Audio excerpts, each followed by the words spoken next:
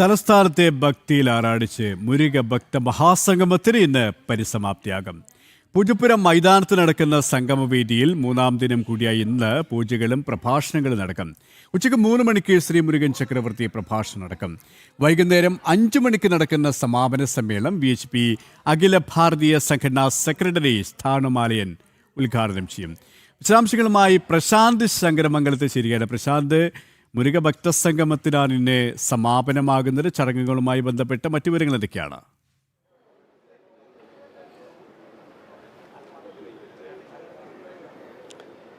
KP Muruga ഭക്തസംഗമം തിരുവനന്തപുരത്ത് അനന്തപുരിയുടെ മണ്ണിൽ അരങ്ങേറുകയാണ്.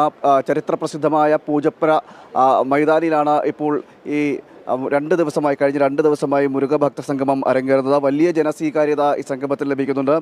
നിരവധി ഭക്തർ ഈ സംഗമവേദിയിലേക്ക് എത്തുന്ന കാഴ്ച നമുക്ക് കാണാൻ കഴിയും. രാവിലെ മുതൽ രാത്രി വരെ ഈ സംഗമത്തിൽ ഉൾപ്പെട്ടിരിക്കുന്ന പരിപാടികൾ അവസാനിക്കുന്നത് വരെ ഭക്തജനങ്ങളുടെ ഒരു വലിയ ബാഹുല്യം നമുക്കിവിടെ കാണാൻ കഴിയും. ഈ ചരിത്രത്തിൽ തന്നെ ആദ്യമായിട്ടാണ് ഇത്തരത്തിലൊരു മുരുക ഭക്തസംഗമം അനന്തപുരം മണ്ണിലേക്ക് നടക്കുന്നത് എന്നതൊരു വലിയ പ്രത്യേകതയായിട്ട് നമുക്ക് പറയാം. അതോടൊപ്പം തന്നെ ഇതിനോടനുബന്ധിച്ച് തന്നെ വിവിധ പരിപാടികളും കലാപരിപാടികളും അതോടൊപ്പം തന്നെ സാംസ്കാരിക പരിപാടികൾ അതോടൊപ്പം തന്നെ ആത്മീയമായിട്ടുള്ള അറിവ് പകർന്നു നടക്കുന്ന നിരവധി പരിപാടികളും ഇതിൻ്റെ ഭാഗമായിട്ട് സംഘടിപ്പിക്കുകയും ചെയ്യുന്നുണ്ട്. നമ്മളോടൊപ്പം ഇപ്പോൾ ചേരുന്നത് ഹിന്ദു ധർമ്മ പരിഷത്തിൻ്റെ അധ്യക്ഷനും ഈ മുരുക ഭക്തസംഗമത്തിൻ്റെ കോർഡിനേറ്ററുമായിട്ടുള്ള M. ഗോപാലാണ് ചേരുന്നത്. ഗോപാൽജി, നമസ്കാരം. നമസ്കാരം. വലിയ ജനസ്വീകാര്യത ലഭിക്കുന്നു ഈ മുരുക ഭക്തസംഗമത്തിലേക്ക്. അതോടൊപ്പം തന്നെ നിരവധി ഭക്തർ ഈ ഭക്തസംഗമത്തിൻ്റെ ഭാഗമായിട്ട് മാറുന്നു.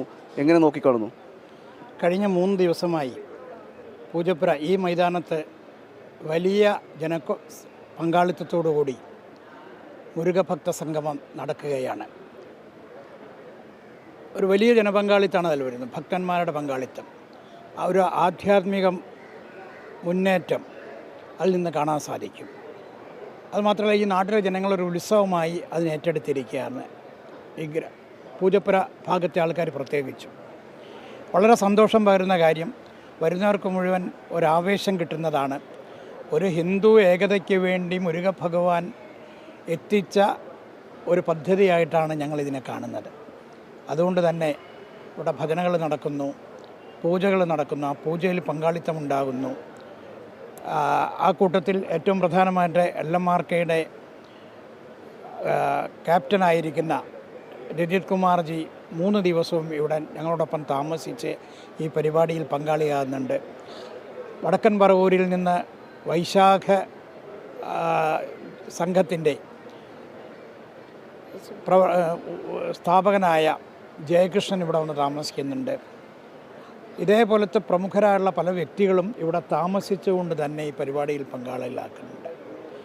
പൊതുവേ പറഞ്ഞാൽ എന്തോ കാര്യം ഹിന്ദു സംഘടിച്ച് ഒരുമിച്ച് വരാൻ പാടില്ല എന്ന് ഉദ്ദേശിക്കുന്ന മാധ്യമങ്ങളാണ് ഇതിൽ നിന്ന് പിന്തിരിഞ്ഞ് നിൽക്കുന്നതെന്നാണ് കാണാൻ സാധിക്കുന്നത്.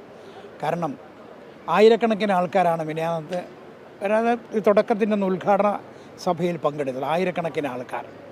ഇന്നലെയും നല്ല ആളുകൾ കൂട്ടം തന്നെ ഇതിൽ പങ്കെടുത്തു.